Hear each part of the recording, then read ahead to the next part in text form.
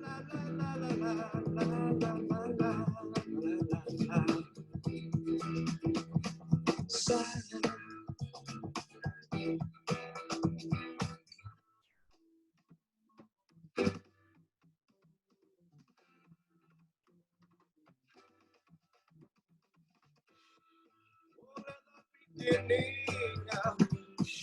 I want to feel forever.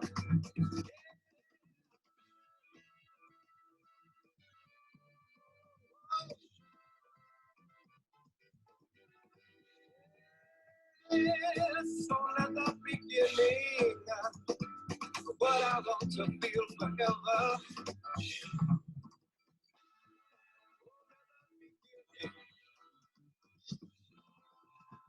Just the start.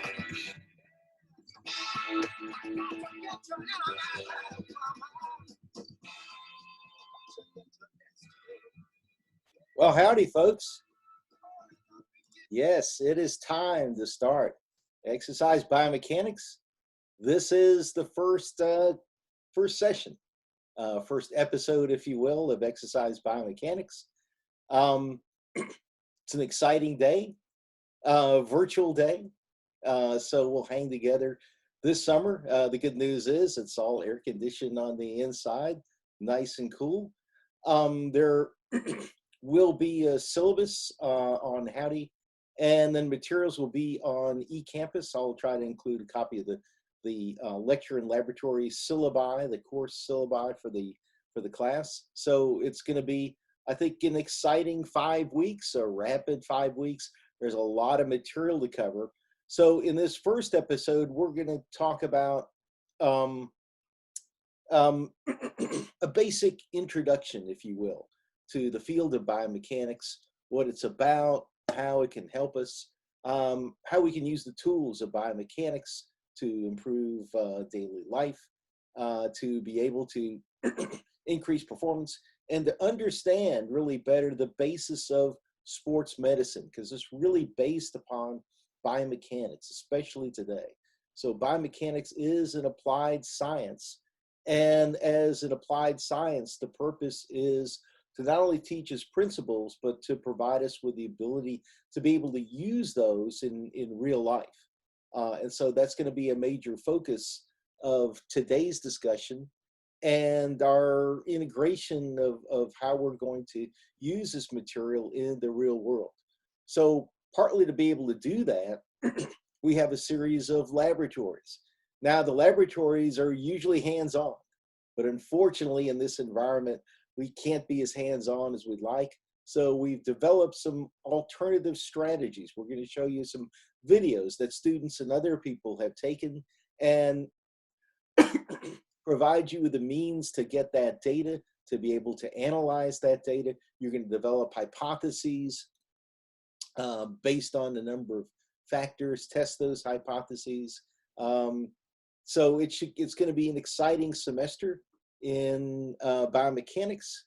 If you're in the summer group, then again, it's going to move pretty quickly. It's going to be 5 weeks as opposed to 15 weeks. But so welcome aboard. So howdy, this is Exercise Biomechanics, Kinesiology 426. It is, as you see, a 4-hour lecture laboratory class. It is a kind of standard applied science class with 3 contact hours in lecture, technically 3 contact hours in laboratory. It's going to be virtual, so it's going to be a bit different. There are some laboratory reports that you guys are going to be writing throughout the session. We've been able to do that as a group, so you're going to get into groups of anywhere between 3 to 6 individuals. So your TA, and that's going to be Pat Ryan, is going to be working with you guys on that. The lectures in the laboratories are designed to really work together, so they're integrative. This is an integrative discipline and an integrative class. So we're going to get started. Today, we're going to really go over an introduction, what biomechanics is about. On our second session, we're actually going to go over the syllabus briefly, or I might have a short video just related to the syllabus. And then the second part will either complete this introduction or get right into problem solving, because you guys are going to be the applied problem solvers of the future, regardless of what field you go into. So let's get started. There we go. Hopefully you've been anticipating the class. This is one of our dogs. This is, I think, Daisy, even though the coloring looks more like Trixie. So Daisy unfortunately passed on a few months ago. That's my daughter, Amanda. And then some snow from a couple of years ago. Happens occasionally even in Texas. So I'm Dr. John Mahler. I've been here at A&M for quite a while. And I've been teaching Kinesiology 426 and developing the lectures, the laboratories, and a textbook. That's the good news. You're going to have availability to a textbook, and that will be on eCampus. Soon that will be with a publisher.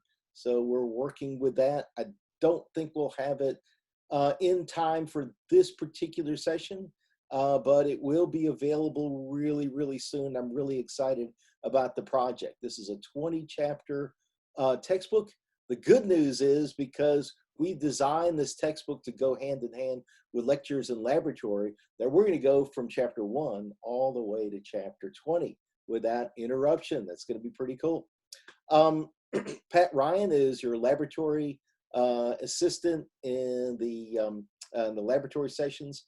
And again, you're going to conduct experiments, science. So really this is about science and applying science, and looking at causal analysis, why stuff happens in the body as a mechanical machine. So we're going to think about the body as a mechanical machine. It has parts just like an airplane or a automobile or truck has. So it has the equivalent of a motor or an engine, a drivetrain that connects things together. We've got wheels just like we have legs in a sense. So this field of exercise biomechanics is relatively a young integrative field, even though many of the principles we talk about go back hundreds of years and maybe even thousands of years for some of them. The old school name for this type of class was a kinesiology class. And some of them were origins and insertion type stuff, but exercise biomechanics as a field integrates mechanics, that's a branch of physics, with anatomy and physiology to talk about function at the whole body level as well as the tissue level. And so we're talking about here, of course, skeletal muscles, bones, tendons, ligaments, cartilage. Basically, that's the human movement system. So to really focus on this notion of applied science and using that applied science, I'm going to go back to where this came from in terms of American higher education, and that's the Morrill Act. So this was a bill that was passed by Congress that was promoted by Justin Morrill. Justin Morrill actually never went to college, but he wanted to make sure that people in every state had the ability to get a really good education in the sciences. And they were focusing mostly on agriculture, mechanical. As many of you know, Texas A&M, the A&M originally stood for agriculture and mechanical, meaning agriculture and in mechanical here, we're talking about engineering. So Texas A&M, engineering is really big, agriculture is really big, military, so the Corps, all of these ingredients basically go into the founding of Texas A&M, as you guys know, in 1876. There was a second Morrill Act in 1890 to make sure that no one was left behind, that more diverse colleges got into the mix. And so many of these are what we call land grant universities. In fact, Texas A&M is a land grant, sea grant, and space grant university. So the land support was provided by the federal and or state government. Part of the reason the Morrill Act came into being was that you guys may recognize this as West Point. So In 1862, the only university that basically had an engineering program was West Point. You guys probably have heard of the Army Corps of Engineers, so that's where that comes from. And with a university like Texas A&M that's big on research, we have Tier 1 power. We're an AAU, American Association universities, like Texas A&M, Rice University, Austin, otherwise known as Travis County Community College. So that's the University of Texas. We won't talk about them too much. In fact, Aggies don't talk about them too much at all anymore since we moved to the SEC. So land-grant universities, the whole idea is to research, to explore, to understand better applied sciences and how we can actually use them, and dissemination of that information. So some of it goes to the lay public, some of it goes to farmers, engineers, some of it is debated in journals and journal articles. So as a Tier 1 university, what we're interested in developing is what we call flexible knowledge, meaning from discrete principles, equations, information, problem solving. You can take that information and those type of strategies and use them. So we think of it as news and training that you can use. So I mentioned a moment or two ago that these type of classes, biomechanics, used to be called kinesiology classes, at least in our discipline. And if you're wondering what that means, or if maybe someone has asked you if you're a kinesiology major, what the heck is that? Well, it comes from two Greek verbs, kine meaning to move, kinematics come from kine, logos means the discourse or study of in a scientific manner.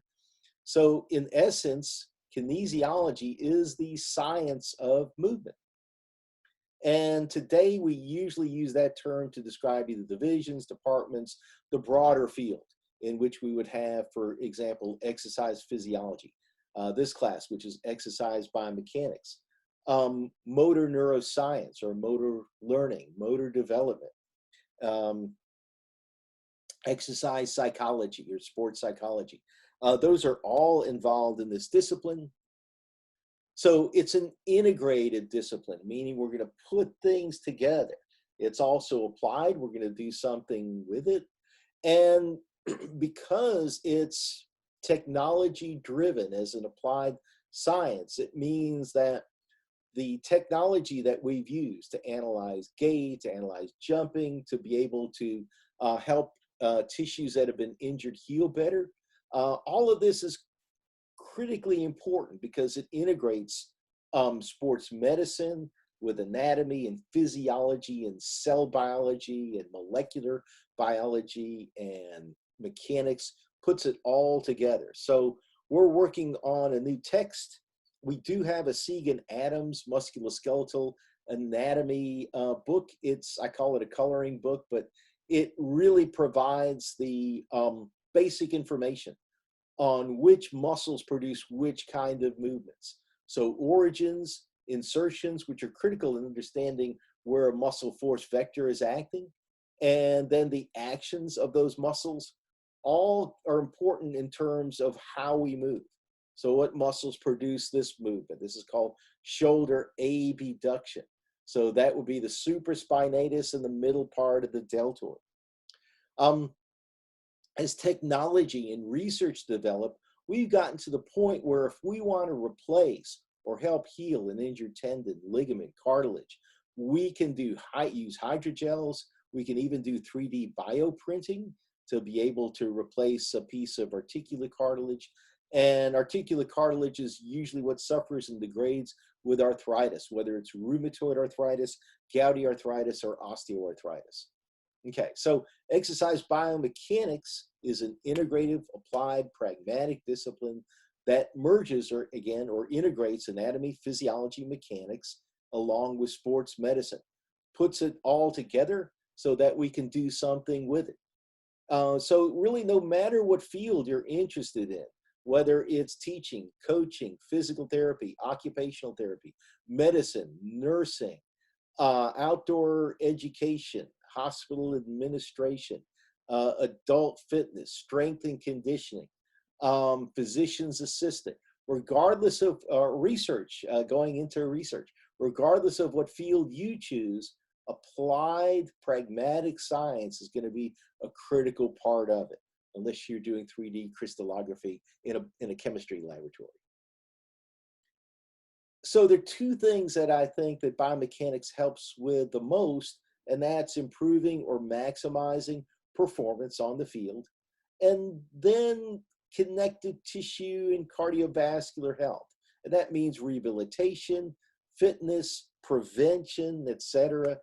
Here we see someone with a knee brace, or at least a knee brace prototype. Over the years, they've gotten really good at developing braces that can protect knees against injury or against re-injury. So if you look at a football game and you look at the offensive or defensive linemen, you're going to notice today most of them are wearing a knee brace to avoid that hyperextension and torn ACL that could put them out for the season. Now, with the type of technology we're developing today, one of the things I think we'll see is much faster healing of sports-related injuries in the next 10 to 20 years. We've made great progress in the last 30 to 40 years, but it's going to accelerate in the next 20 years as we're able to add in biologics and medicine that can enhance the ability of exercise to increase the healing process and reduce the time in which we've been injured. So exercise biomechanics as an applied science, it's about cause and effect. A causes B, which causes C. So causal analysis is really important because it helps us to separate reality from wishful thinking, or maybe this works and maybe this doesn't, trial and effect. Cause and effect is a much better way to go. Because everything we're going to be talking about and everything people do related to biomechanics in one sense or another are governed by Newton's laws, the law of gravity, the other laws of physics, and the equations. All of those basically govern. So we have pretty set rules that basically regulate what actually happens. I find a lot of comfort in that, because that means that we can predict what happens. We aren't simply at the whim of something we can't control. So that's the good news. So it means that during rehabilitation after a knee or elbow or shoulder injury, there'll be stages that we can set and we can test and determine your progress as you go along, as we're adding in exercises, stretching, etc., strength, trying to regain what you had before. And in prevention, we can predict how that might reduce the risk of a fracture or a joint injury during a season or while you're basically participating in an activity. And that extra 10, 15, 20% could be the difference between a devastating orthopedic injury and no injury whatsoever. So that's why we want to look at. So with the COVID crisis, many of us have been kind of stowed away either in our office, at home, or room, or inside. Outside's good if you can get there, especially because sun's been out, it's been nice, etc. The weather up to now. I'm recording this at the end of May, so we've had some pretty good weather, I think, in April and May. We even got some rain a couple days ago. So let's take a look at this. Someone got pretty busy outside, and we're going to show you a trick shot. This is sometimes called a Rube Goldberg machine. I don't know if you've ever seen one of those, but let's see what I can do. Hold on. All right, here we go. If you're a basketball fan like I am, this is a bit of fun. He's going to make technically 4 points because he's made a bucket there. But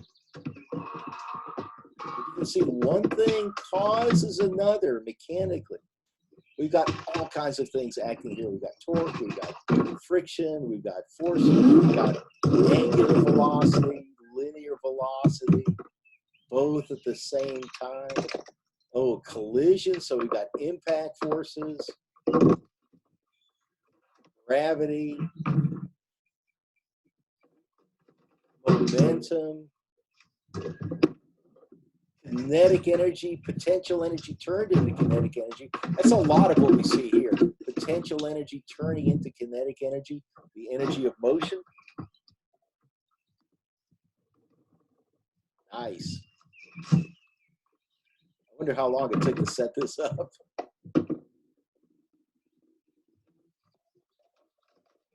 One thing causes another. And obviously this was predictable.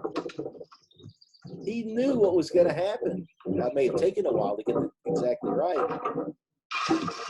Oh, nice.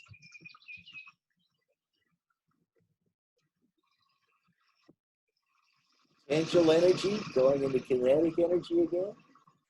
Lots of different energy transfers here, which is exciting. It's one of the cool things about energy. You can always turn one type into another.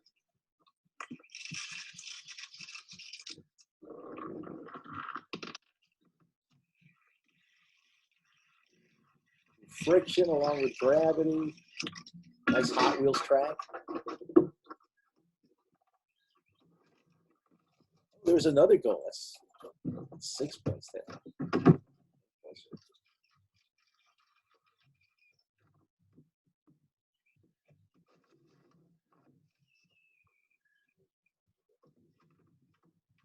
That's the one that needed a lot of practice to get right. Football. Okay, here we go. I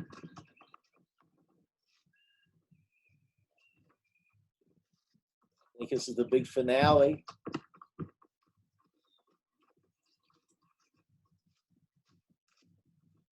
Potential energy to kinetic energy. Launch it. Here we go. Yes.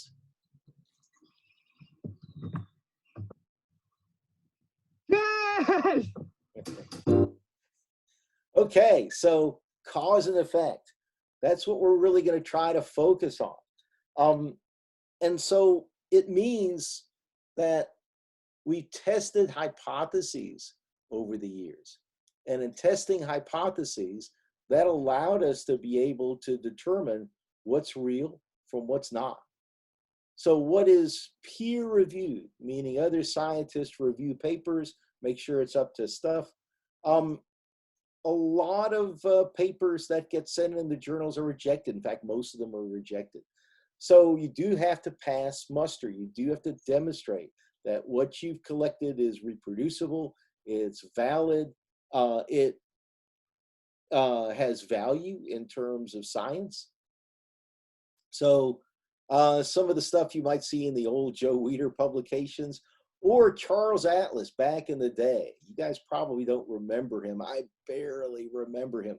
But in the 20th century, he and P.T. Barnum were probably the biggest ad men of all time back then. So Charles Atlas sold basically an exercise program, a dynamics program that involved, believe it or not, isometric exercises. He was competing with gymnasiums and sold advertisements in Superman, Batman comics, Marvel comics, etc.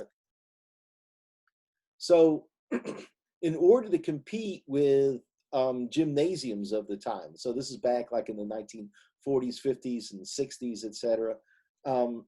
He was probably the second most recognized individual after the President of the United States back then. But the thing about advertisement, when it's effective, people tend to remember it. And sometimes remember it long after the ads. And as you probably can guess, with exercise and with nutrition, unfortunately, a lot of claims that get made, as you know, never really have scientific foundation. So a number of myths persist. You may have even heard of some of these myths. Maybe even some of your instructors or professors are still professing them. Unfortunately, there is no scientific evidence behind them. Here's one: lactic acid causes muscle soreness. You ever heard of that? Some people have. Muscle soreness is actually caused by excess calcium and actually damage at the skeletal muscle membrane. There's actually a couple of stages with delayed onset muscle soreness. The first one is a problem with excitation contraction coupling, and the second one is, or the second phase, which takes a day or two, has to do with calcium activating proteins called proteases, which basically digest and eat up actin and myosin, etc. Lactic acid is at the tail end of glycolysis. It can go back and forth through lactate dehydrogenase to produce pyruvate. Pyruvate can be used as a fuel by mitochondria. There's an enzyme called pyruvate dehydrogenase, which turns it into acetyl-CoA, which you may recognize as part of the Krebs cycle. So lactic acid is actually a fuel. Lactate can be used by contracting muscles, believe it or not. Your heart can use lactic acid as fuel. Your brain can. Your brain, in fact, can only use glucose, lactic acid, and ketone bodies. So if you're wondering what the current keto diet craze is about, it's about the fact that the brain can actually use ketone bodies. It does change your pH, and it does shift you away from using carbohydrates. Sometimes that can be a good thing, but sometimes it can also lead to insulin resistance in the long run. Weight training causes people to be, they used to call it muscle bound, inflexibility. That's not true at all. Isometric exercise, dynamic tension can increase strength throughout the full range of motion. That's not true at all either. So these were just marketing myths. None of them have any scientific foundation. So instead, what we want to be able to focus on is the real deal: science, research, using technology to try to better ourselves. So exercising for health, that's really critical, because we know now that sedentary lifestyle contributes to increased risk of most chronic diseases. So thereby, physical activity, exercise, reduces the risk of chronic diseases. And as we've done more research, we're starting to know what we call the mechanisms, how it works. Just like you saw with the Rube Goldberg machine. Each ball or each component of that entire contraption was contributing from a causal perspective to an effect downstream that caused a ball to move or another object to move. So type 2 diabetes, obesity, heart disease, Alzheimer's, cancer, hypertension, all of them are basically inflammatory diseases that involve some oxidative stress.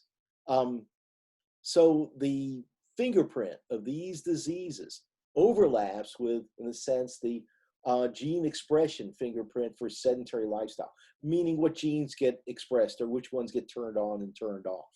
So because they kind of overlap, that enhances the risk of those chronic diseases. And because humans have genes of hunter-gatherers and a few farmer genes built in, some aggie genes, that means we're adapted, bioengineered, if you will, for activity to procure food. So that means that daily activity is critically important in terms of maintaining our health. So I'm just going to give you a few examples of some proteins that are altered by exercise training.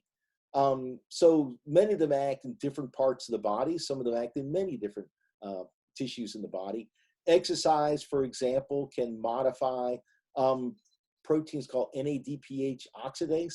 That's a family of enzymes that produces free radicals.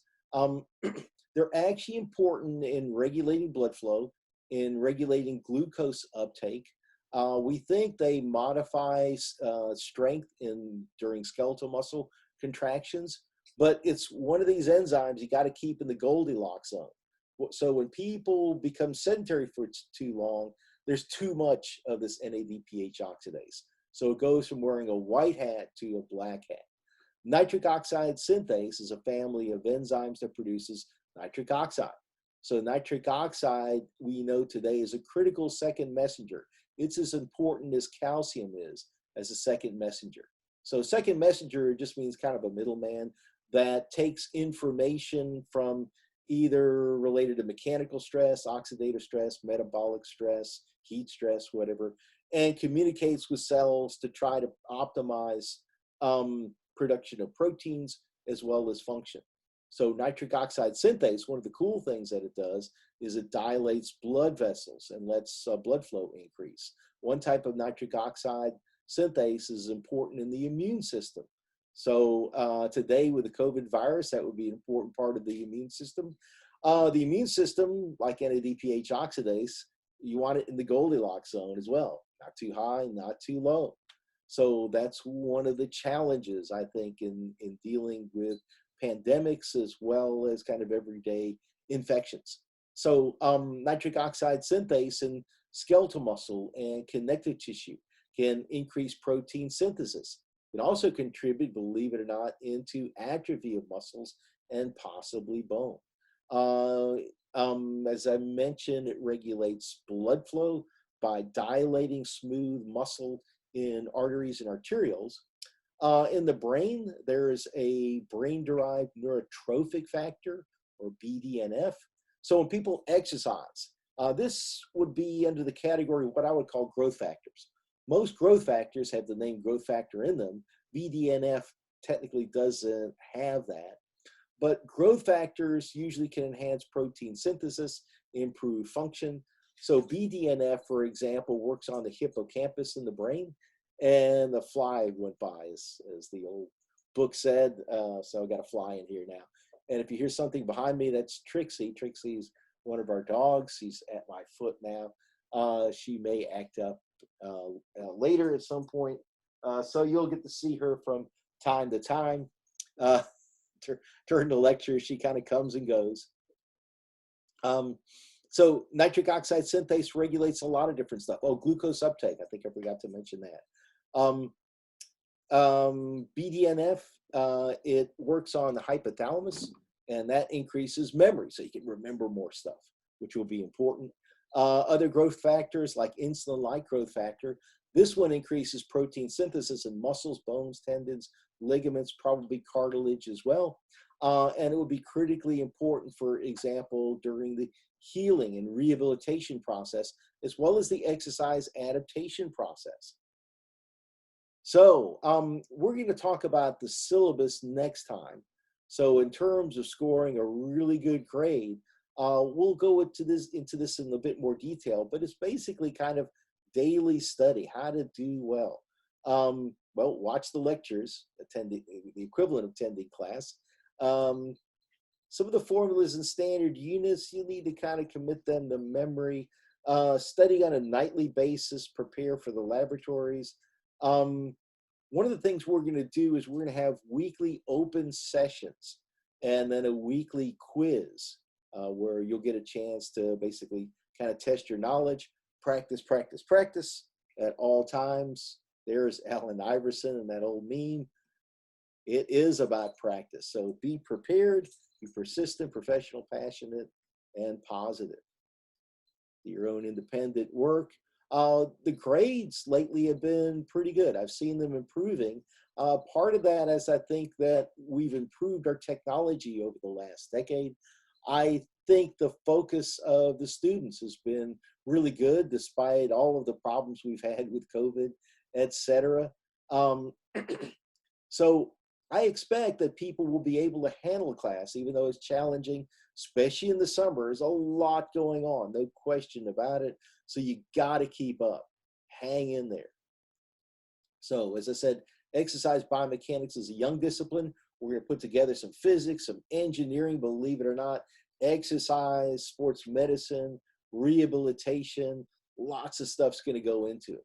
It's a young discipline really because of the technology. It was very, very difficult to collect a sufficient amount of data with film and other types of analysis before there were computer interfaces, before we had a lot of progress in cell and molecular biology, so we could understand how tendons, ligaments, cartilage worked.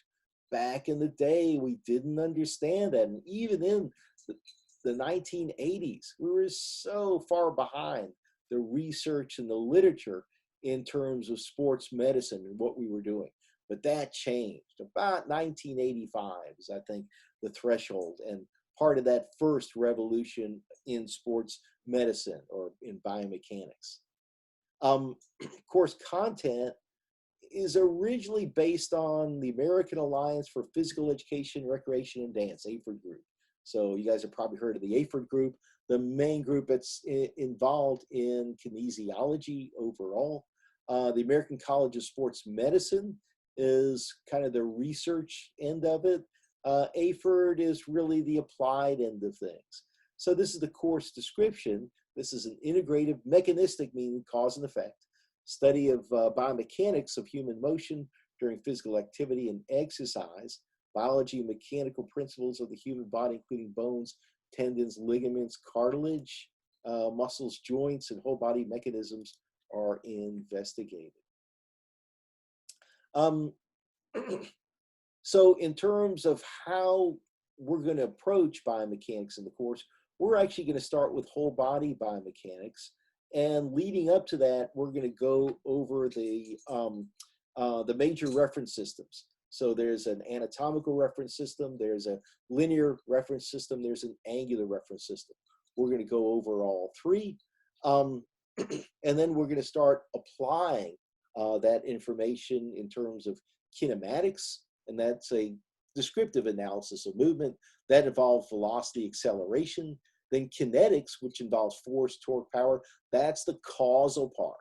So this is the cause, kinetics. The effect is what happens, kinematics. Exercise applications, lots of those related to injury, rehabilitation, prevention, health.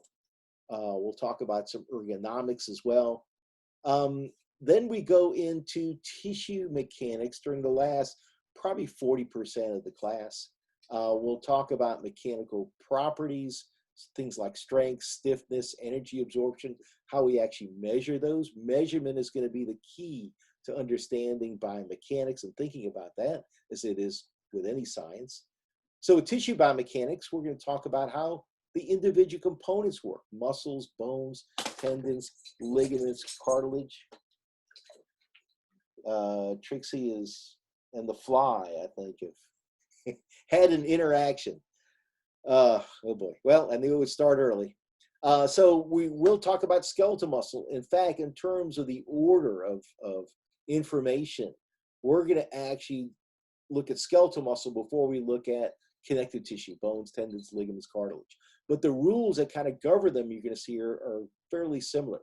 We have a chapter on what I call mechanotransduction, and that's how cells detect changes in forces and mechanical stress that determine whether a bone or a tendon or a ligament or a muscle increases in size, hypertrophies, and increases in strength and toughness and stiffness, etc.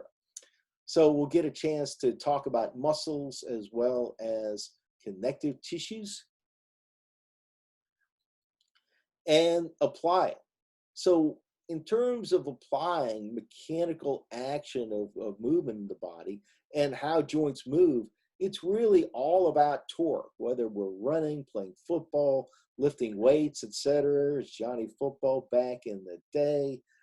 It's all about producing torque, producing that spiral on the football. And that's produced through rotation of the shoulder, the elbow, wrist, etc. To do that, we have to introduce an off-center force that can produce rotation. So whether it is a frisbee that you're throwing, you're basically putting a spin on something by producing a force away from the middle or the center of mass of the object. Watch out, Trixie. Trixie's thinking about biting the frisbee.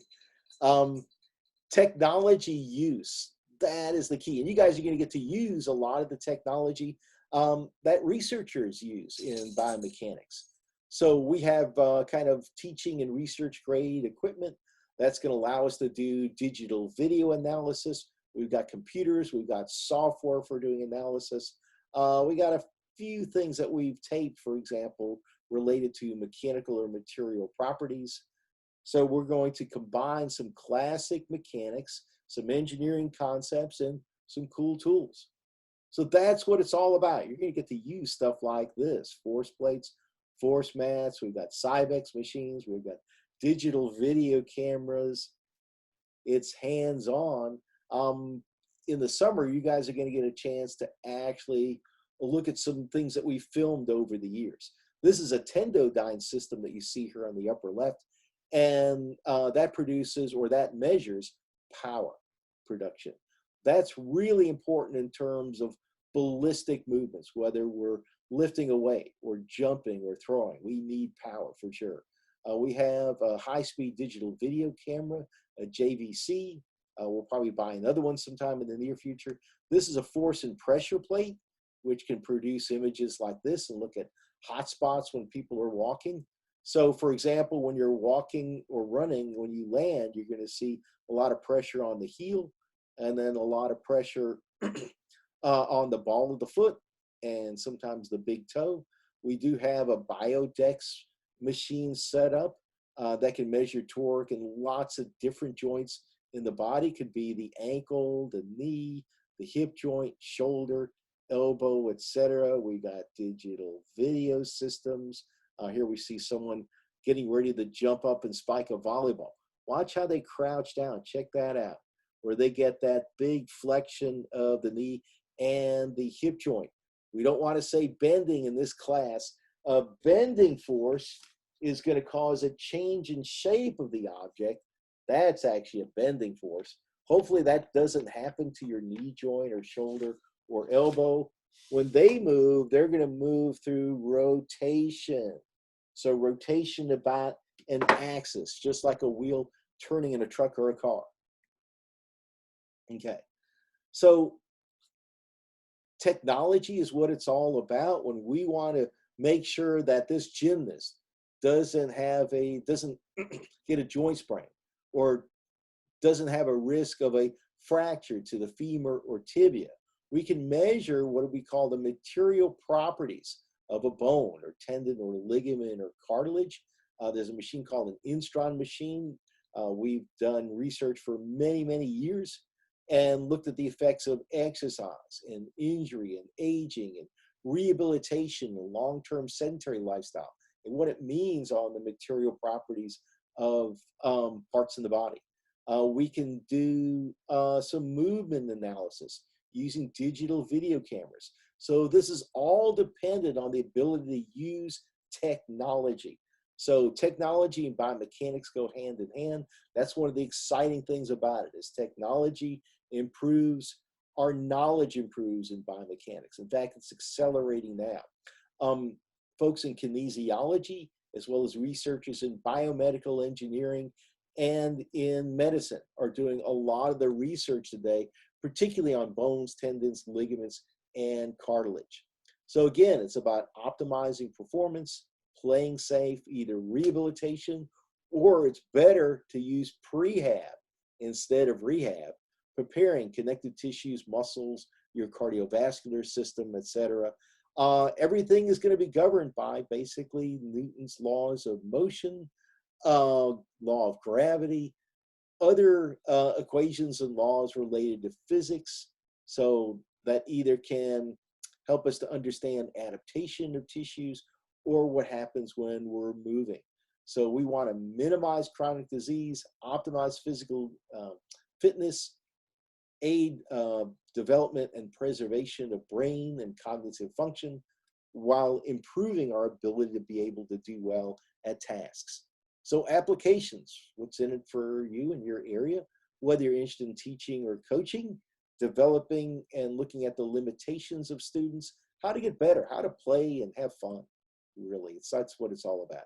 Adult fitness, to try to make sure people's health improves, strength, endurance, reducing risk of chronic diseases, arthritis, type 2 diabetes, hypertension, Alzheimer's, cardiovascular disease, heart disease, etc.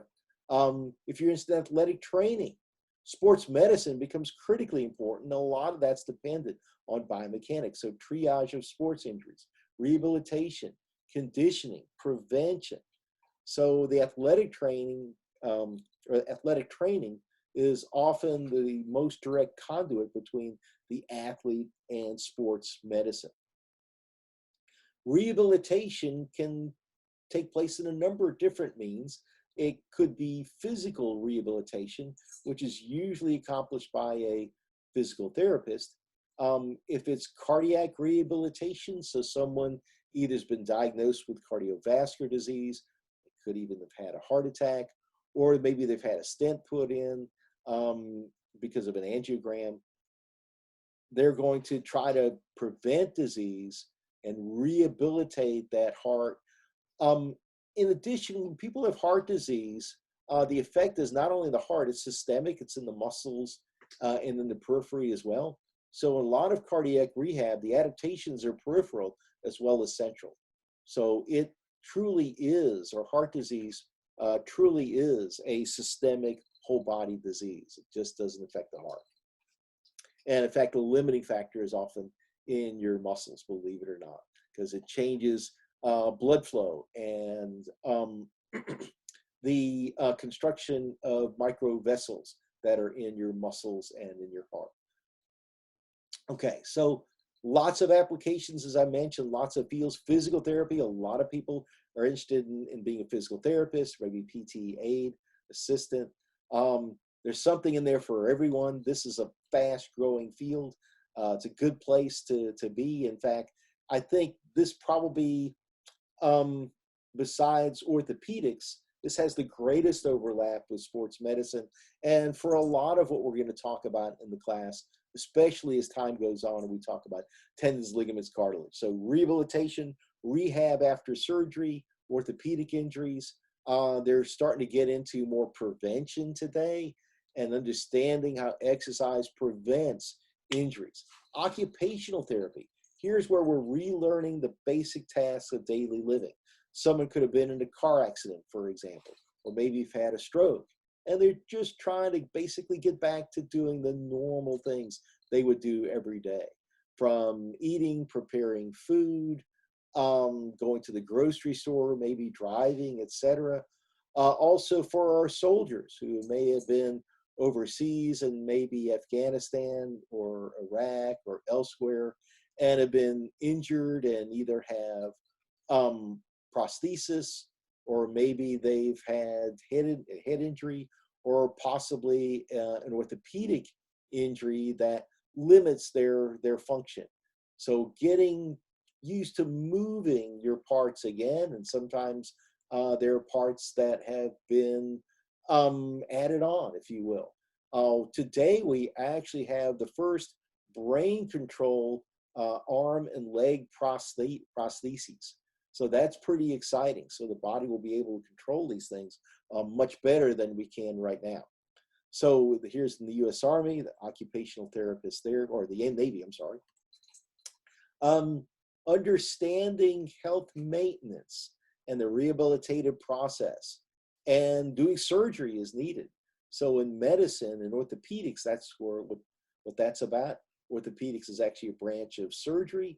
So whether it's diagnosing the severity of a sprain using an MRI, or actually doing surgery like ACL graft surgery, where you replace usually the middle third of the patella tendon with into what used to be an ACL. And with that patella tendon, there's usually a bit of bone from the patella and from the tibia. So that's a really good way of replacing a torn ACL. If it's been partially torn, or there's a mild or class 1 sprain, then we probably won't replace it. But with a class 3 or a full tear, a graft is usually the way to go. So whether we're dealing with arthritis, this is a reminder, joint and bone related injuries are really the #1 reason people go to see a physician. Overall weakness is another reason that people go to see a physician. So your muscles, tendons, ligaments, cartilage, bones, they're really the main reason people go. People don't go as often for type 2 diabetes, cardiovascular disease, other things. We probably should, but we don't for the most part. And orthopedic related problems are the number one reason for disability still today. So remember that as well. Nursing. So nurses are always hands-on. There, as you know, today, especially with the COVID virus, they are on, basically, they are soldiers in action in our wars against disease. So nursing is incredibly important. Outdoor education, if you're interested in that, that will be really exciting. I think this is in Colorado, great place to be in the summer. I think we all wish we could be there right now, because if it's July, it's going to be 95, 100 degrees. Hey, there may be some research in your future. So think about graduate school. This is actually a good time for it. We have researchers here who are interested in aging, osteoporosis, Parkinson's, exercise training, sedentary lifestyle, type 2 diabetes, obesity, muscular dystrophy, space flight. Get involved. As an undergraduate student, if you want to go to graduate school here as well, we'd love to see you. So in terms of biomechanics, because it's an applied science, it's really about problem solving in the end. So Albert Einstein, there's a lot of famous quotes from him. This is one of them. He said, your mind should be a place where you work things out, not just store a bunch of stuff. We got computers for that. So what we hope is that with training, that your mind will be something that can help to solve not only the problems of today, but the problems of tomorrow. And so you're our future. You're our future applied scientists. So get on board. If you're here in the summer, things move kind of fast. So keep up every day. You can't really cram for this class. You take it piece by piece. The class is designed so we build the foundation, and then everything is built so it's on that foundation safely. And so in a moment, we're going to kind of jump right into it and talk about a little bit more about the background, how biomechanics was formed, what it means, who are some of the problem solvers. Here's someone with a vertical leap. You can tell his head is out of the frame. We didn't expect him to jump this high from standing. That's about a 36-inch vertical leap, folks. That's pretty high from standing, especially when you have your cap on backwards. So anatomy, physiology, mechanics, the three sciences we put together and integrate in terms of biomechanics. And in physiology, we're going to branch out and include cell physiology as well as molecular biology.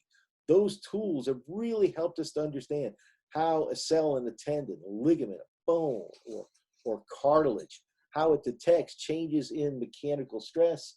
And Trixie now sees some action outside, some folks walking by. Sit, Trixie, it's okay. It's okay. Here we go. So statics and dynamics, we're going to use both of these branches of mechanics and apply them to understanding how the human body works during exercise and how we can use exercise in terms of prevention, in terms of rehabilitation, especially with orthopedic injuries in sports medicine. So if you like pictures, and I know I do, anatomy, physiology, mechanics, we're going to integrate them together in this broad field of biomechanics. Exercise biomechanics is going to infuse some sports medicine, and it's also going to have some applications relating to performance. One of the advantages we have is hundreds, if not thousands of years of human engineering, whether it's civil, electrical, biomedical, mechanical, etc., in understanding how machines work. This helps us to understand how the body works when we integrate structure in terms of the cells and tissues and whole body into function. So we're going to think about the body as a mechanical machine, not quite the same way we think of a bot or a robot, but keep in mind, we have actually a lot of advantages over bots and human-made machines. Um, the one advantage, they're susceptible to viruses too, different kind of virus than we're susceptible right now. And in time, we'll have vaccines and we can put this virus behind us. Sometimes the viruses that invade PCs and even Macs and machines, they're harder to get rid of sometimes. But hang in there. Hopefully, we'll do well in the next few months as we continue to use our masks and social distancing and contact tracing to make sure that we keep people as safe as possible while still being able to do our job. So it's going to be exciting and challenging time. I think what it's going to lead to are new technologies that are going to help us in everyday function. So comparing a human and machine, or human-made machine and a human machines always wear out. With more we use the human machine, the more it's going to wear out. So the more miles you put on a car or truck, the closer those pistons are to wearing out, electronic parts going bad, other mechanical parts and steering, etc., they're going to go bad. Then you have to replace them with new ones. So I got lucky. I found I had an air conditioning problem a few months ago and found that fortunately it was just an electronic relay. That was the problem. I was able to replace that. It cost me literally like $10 at AutoZone instead of like $1,000 replacing the compressor. That wouldn't have been a good thing. A lot of human-made machines are only designed for a limited number of purposes. They don't multitask quite as well as humans do. So IBM, way back in the 90s, developed Deep Blue. That was a big supercomputer. One of the things it learned how to do was play chess against master Garry Kasparov in 1997 and beat him 2-1 with 3 ties. There's a rematch in the 21st century, but Garry Kasparov, I think, gave up after a few games because Deep Blue had the best of. Deep Blue was so good that NASA and NOAA decided to use it to predict weather. And we need supercomputers for models, but Deep Blue had some problems right off the bat. The first storm that it tried to predict was what we call a nor'easter, and they come off the East Coast in the winter. And because low pressures basically circulate in a counterclockwise direction, that meant that the wind comes off the coast from the northeast, and so that's where they get the name a nor'easter. So nor'easters, depending upon what time of what part of the winter, how cold it is, how far the low is off of the coast, can generate just rain or ice or snow. It could be 3 inches or 30 inches. So Deep Blue predicted 3 inches with its first storm. I think it was the beginning of February, about 1998, and it was 30 inches instead. So a lot of people got caught and weren't happy with the forecast. Models in weather are getting better today, but still weather is incredibly complex. It's very difficult to be able to predict day to day exactly what happens. Our models are pretty good today within the 3-day range to 5-day range. Anything from a week on out is just guesswork. The human-made machine, though, we have a lot of advantages. We can improve with these. That's why exercise training can enhance strength and not only muscles, but bones, tendons, ligaments, cartilage. All of them can get stronger. They can get tougher, less likely to get damaged. We can repair ourselves within limits. Exercise during rehabilitation is an important part of that. That's one of the big parts of the first revolution in biomechanics. So if it's a joint sprain or a muscle soreness or tendonitis or maybe a green stick fracture, our body can kind of handle that. We need some help sometimes from surgeons and physical therapists and occupational therapists and physicians for different types of injuries. We're capable of learning lots of different things, including how to pole vault. This is really difficult. I tried to do this a couple of times. I used to wrestle, so I figured I could bend the pole. It'd be a pretty piece of cake. It's not. It's incredibly difficult. But if I'd stuck with it, I probably would have learned how to do it. So there are lots of things that we can do. If you like music, you probably found that, you know, maybe you like to play the trumpet better, or maybe it's a guitar, or maybe a keyboard or piano. And sometimes some people are able to play a number of different instruments. So we're going to actually take a look in terms of the human machine at a Downs patient, a golfer who made a par on the very famous Phoenix Open 16th hole.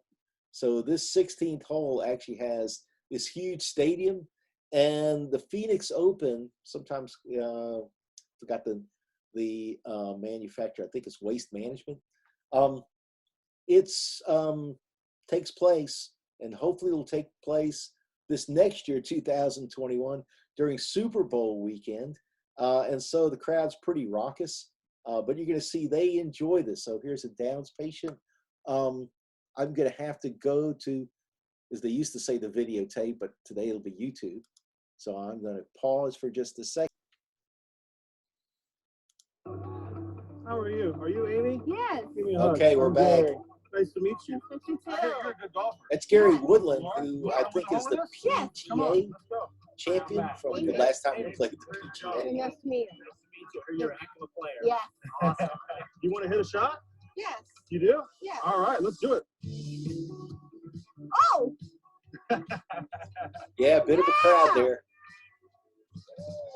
What's your golf shoes? We got your clubs right here. And many of them have had a lot of beverages, so they get pretty loud. Go. So this 16th hole, this stadium's gotten larger and larger just about every year. See the flag right in the middle? Yes. A lot of pressure. Yeah, I got this. Nice.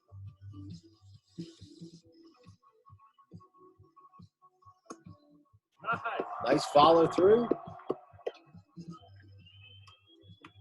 Give me a 5. All right, the crowd's receptive. That's good. So cool. They love me. Awesome. Awesome. You like all these people? Yes. You want to hit it out? Yeah. You do? Yes, I do. Let's do it. I got this. I love it. We can do this. We can do this. Oh, I'm the sand trap. That's really good. That is awesome.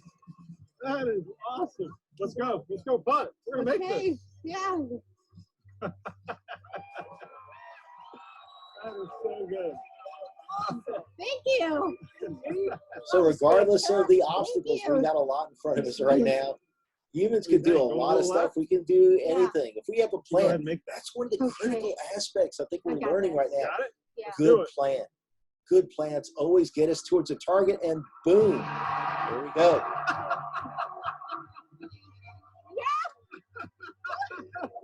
That is so awesome. Yes. You are so awesome. Thank you. Oh, fantastic.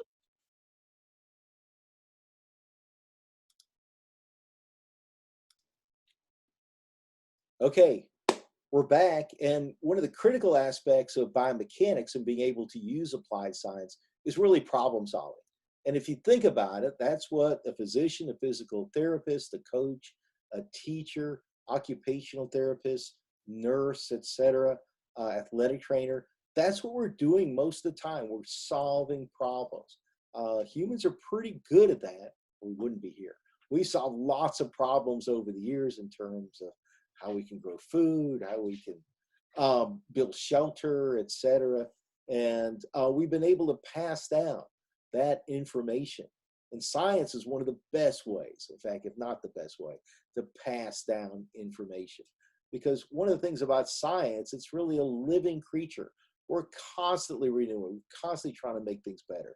So it's like technology. How can we make things better? So a great example, got a couple of golf clubs here. There we go. This one, this is actually my grandfather's. This is a persimmon wood, when woods were really made of wood. This is from the 1960s or 1970s, I think. So it's hard, it's heavy, it's stiff, but it's elastic recoil. It's its ability to be able to store potential energy, spring energy, and return it to the golf ball isn't quite as good. Its elasticity, partly, if you will, is not nearly as good as a club today. So I should contrast these so you can see the difference in the size of those heads. Man, this is massive. This looks like a guppy over here. This looks like a big killer whale or something. Oh my gosh. So the size is also important because a lot of the mass of this head is spread away from the center and gives it a large sweet spot by increasing what we call the moment of inertia. It's also a lot lighter. There is a titanium shell on the outside and then a foam core on the inside. So this redesign using technology to try to improve things. We also see this in prosthetics today, artificial knees, artificial hips. In fact, catch those, Trixie. Okay, I'll let Trixie take care of that. So critical thinking. So it's about asking questions, solving problems. How do muscles create movement at joints? It's going to be torque. How are running shoes designed to reduce injury, improve running performance? We're going to talk about concepts like cushioning, the ability to reduce impact forces, and recoil, the ability to be able to store elastic force and turn some of that elastic energy into kinetic energy of movement. How does joint cartilage act as a shock absorber? Does genetics play a role in muscle power? It certainly does. Muscle fiber type is a critical aspect of that. How we can design better prosthetics like an artificial knee. How back in the day, how could you hit a lot of home runs? Some of it was weightlifting, some was a little help. So we'll talk about ergogenic aids, both the legal and especially the illegal ones, whether it was growth hormone or anabolic steroids, and how they actually work to increase muscle mass and force and power, so that instead of hitting 61 home runs, you could hit 70 or 73, etc. A critical concept is torque, the ability to cause rotation.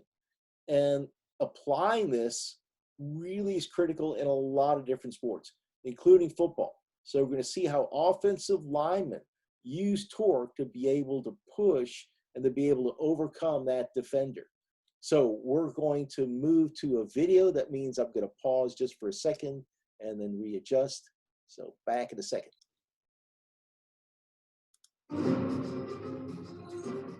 Okay, here we go. Torque application in football. This is from the National Science Foundation in coordination with the NFL.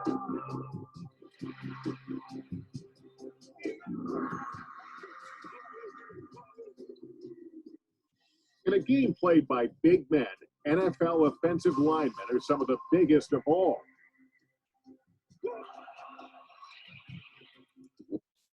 Whether they're blocking for a running back or protecting the quarterback, these giants of the O-line know how to use size to their advantage. Man, there's some big guys that play in the NFL, especially on the defensive line. So Landon sometimes Pace, these big guys just hitting. recently got into the NFL Hall of Fame. And low man really wins. Who wins the battle of the gridiron Goliaths? According to the laws of physics, it's the player who stays the lowest and masters the concept of torque, which is the tendency of a force to make an object rotate around an axis. A torque is anything that causes another object to spin. So it means it's an off-center force. So here we see a physics professor. You know he's a really good physics professor if he's in the basement, where if he has an experiment, it goes wrong, no one gets hurt, everything's cool. In the NFL, we see torque whenever one player collides with another, causing him to rotate or spin. What's key is the distance of the force from the rotation axis. So when you're producing torque on an object, so for example, when the hip abductors tug on the femur and cause rotation, they're introducing what we call an off-center force. that force is created some distance away from the axis of rotation. So the combination of the magnitude of the force, and that means times, the distance from which the force is applied to the axis of rotation, that's what produces force. So it's force, and then how far that force is being produced away from the axis of rotation. This distance is called a lever or moment arm. So So a lever is a rigid bar-like body that can rotate about an axis. Our skeleton is full of lever systems. So a lever is one of the, what we would call simple machines that the body uses to try to get around. where the force is applied to an object determines whether there's a torque. If I hit dead on, no torque. If I hit a little bit to the side and cause spinning, I have a torque. To counter the rotational force, coaches at all levels teach players to stay as low as possible. Get low now, get low, let's get low, get low. Tony Schmitz is a former Division I college football player and currently a coach for the Newberry High School football team. But as a mechanical and aerospace engineer at the University of Florida, he understands the physics behind staying low. Okay, so we have a coach who's a rocket scientist. That's pretty good. And that means he's also a physics person, and that means he's also in the basement. Coaches often talk There we to go. players about staying low, and there's different phrases they use, like the low man wins. Because if I can have my center of mass low and exert my force against somebody with their center of mass high, I'm more likely to push that person over and win the bout. A player's center of mass, often referred to as their center of gravity, is the point on a body where mass is most concentrated. So the center of mass is the average location of mass for any body. For a lineman, for example, that center of mass is usually somewhere near the navel. When a player crouches, his center of mass is lower. And that's one reason you want to stay low. Because if you're low, you're taking advantage of the laws of physics that says that if you can't get to my center of mass, it's hard for you to make me rotate. The other advantage is that it allows the muscles that produce hip extension, like the gluteus maximus and the hamstrings, the quadriceps, which are the knee extensors, the plantar flexors, the gastrocnemius, plantaris, soleus muscles. It actually stretches these muscles so they can produce more force, and also puts the joints in a position where those muscles can actually produce more torque. And therefore, you'll be able to jump or move faster and with more power. Low man wins on this one. That's the key. Consider Orlando Pace, 7-time Pro Bowl offensive tackle with the St. Louis Rams, who stands 6'7", 325 pounds. His center of mass is located just above his hips. By crouching, Pace not only lowers his center of mass, but he's now in a position to impart a bigger torque because he's able to hit upward on his opponent. By hitting on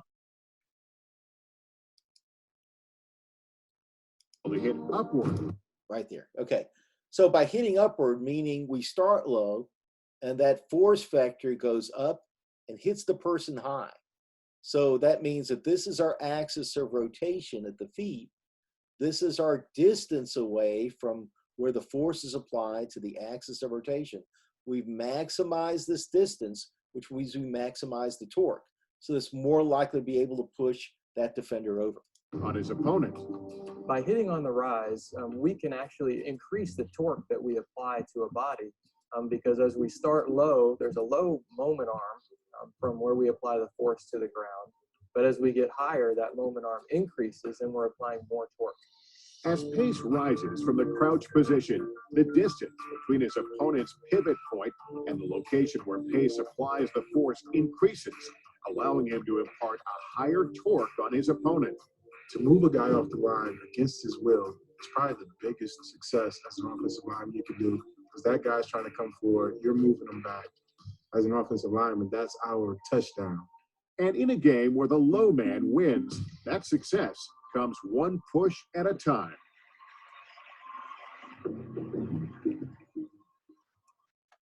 Okay. Let's pause this for a second.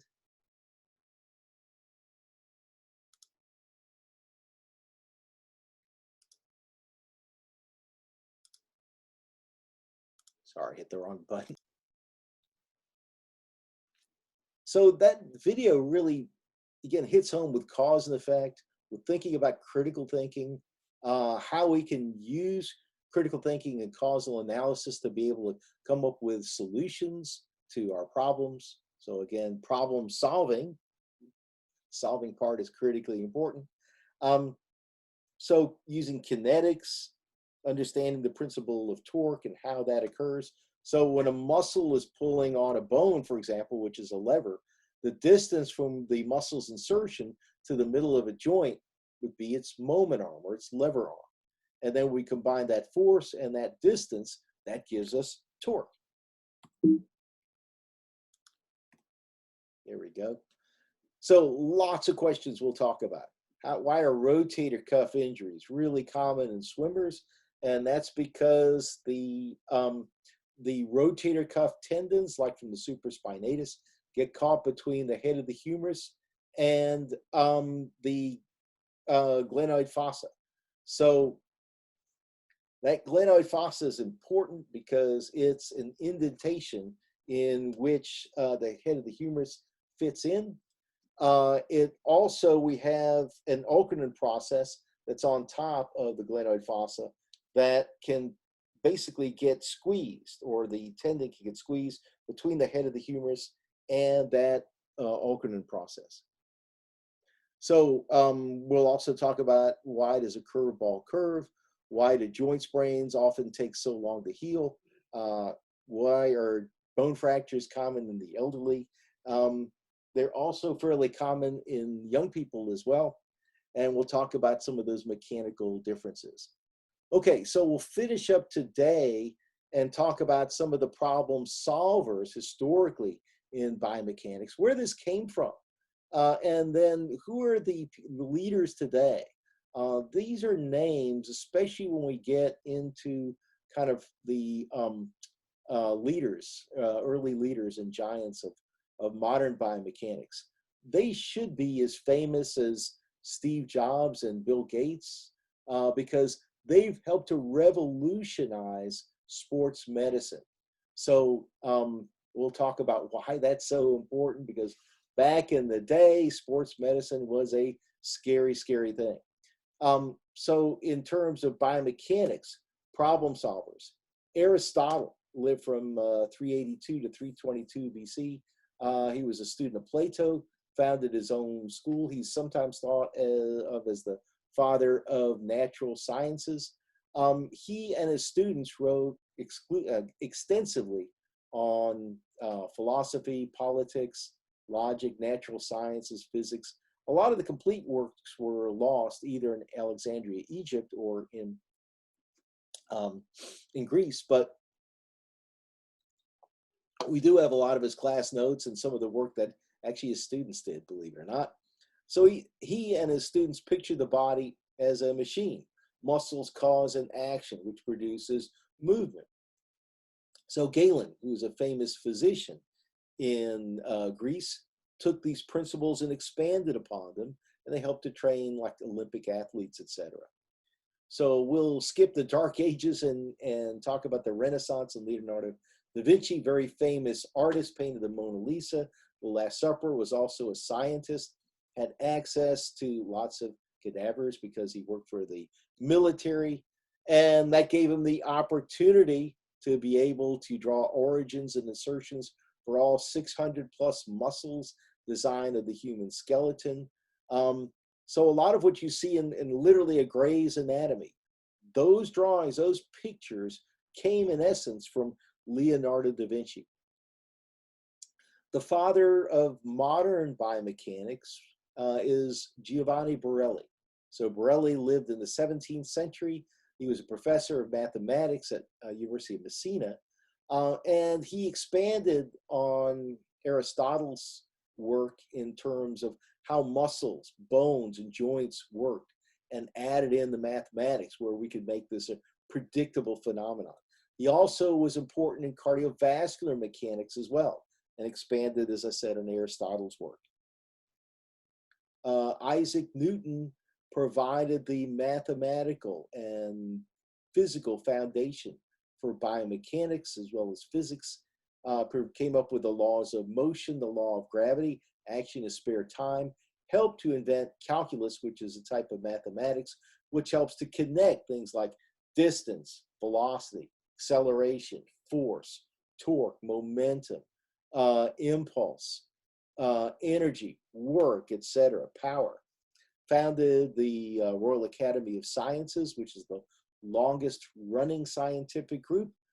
Despite his contributions in science, Newton's primary investigations were done as a graduate student, kind of in his spare time. In fact, both Isaac Newton and Einstein were actually board graduate students, believe it or not. And in fact, I think Einstein got rid of his first mentor in graduate school. And the year he got his PhD was actually the year he came up with, in his spare time, and his separate papers, the E equals MC squared, relativity, etc.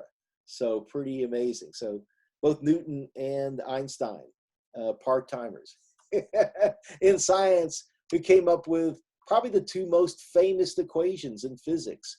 Force is equal to mass times acceleration. That's from Newton's second law. That's the law of acceleration.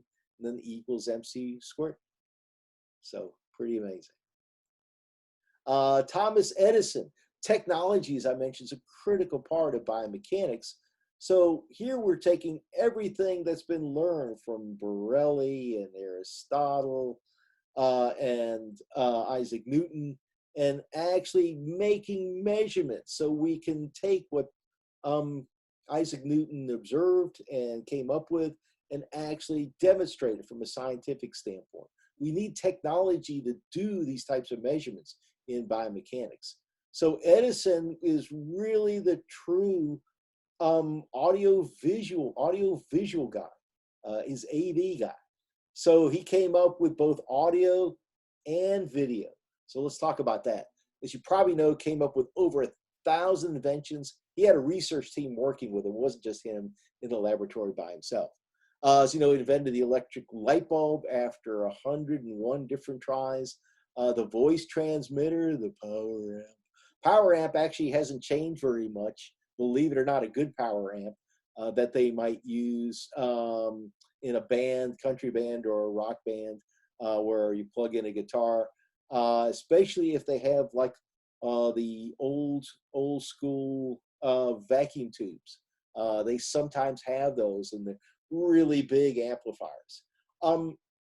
Edison was trying to invent the telephone, and Alexander Graham Bell just beat him out. He's really furious about that. So he said, darn. Well, then he said, well, you know, most people, this was back in, you know, the 1880s. Most people are out in their farm. They're out working. Some are in a factory. They're not going to be home answering the phone. So I'll have an answering machine. He decided to invent that. But people really weren't interested in that either. It's only when he turned the answer machine into something called a phonograph, which at first was actually just a wax tube and then eventually became a disc. So maybe your parents have a phonograph player, even though they're starting to come back a little bit now, to play some music. So he was interested in doing that and recording, and also invented motion pictures. It's a guy named Muybridge that he worked with to take video pictures of a horse galloping. And they used a roll of film called a kinetoscope to do that. Here's a nice quote from Edison: genius is 1% inspiration and 99% perspiration. Yeah, that's true, especially in the summer here in Texas. So he invented audio, he invented video, eventually in movies that came together, but it wasn't until the 1920s. And he also, well, he wanted to make some money off of his inventions. So General Electric, GE, was the company that he and his group founded way back in the day. Computers became critical, especially with miniaturization, with transistors in the 1940s. Before that, computers had lots of vacuum tubes, just like power amps. and the transistor became more common in the 1960s. You could see them in radios that you could hold up to your ear. Also, they helped to form microcomputers. NASA first started to invent many of those microcomputers in the 1960s. They really weren't that powerful then, but powerful enough to communicate with astronauts in space and to be able to regulate the function of spacecrafts. In the 1970s, we started to use microcomputers in research more, including biomechanics. We're going to look at one of the individuals we're going to look at either in a few minutes or in the next phase is Peter Cavanaugh. And Peter Cavanaugh used computers in research at Penn State to be able to focus on gait analysis, how people run and walk, and how we should design, better running shoes. In the 1980s and beyond, computers started to become more widespread. So with computers, we can basically collect lots of data really fast, especially with digital video. So what might have taken literally 2 or 3 years to collect in terms of data can take us a few weeks to maybe a month or two. So huge savings. So digital video starting in the 1990s, digital video cameras, which are really easy to hook up to computers. We have video analysis programs like Dartfish that we're going to use in our laboratory, and scientists have used to be able to analyze everything from a Tiger Woods golf swing to maybe a patient who's recovering from stroke. So because of technology and putting things together, exercise biomechanics is now only reaching its maturity. It's really just getting rolling. So with digital video analysis, computers, the tools of cell and molecular biology, we can now focus on doing research and applying that research, whether we're looking at treating arthritis or preventing an orthopedic injury, or maybe improving performance of a tennis player, or maybe designing a better tennis racket with a large sweet spot like we have today. So this is a nice big Wilson tennis racket that we might use today. So this is the product of literally decades of research and technology development. So that's going to be a focus of the class.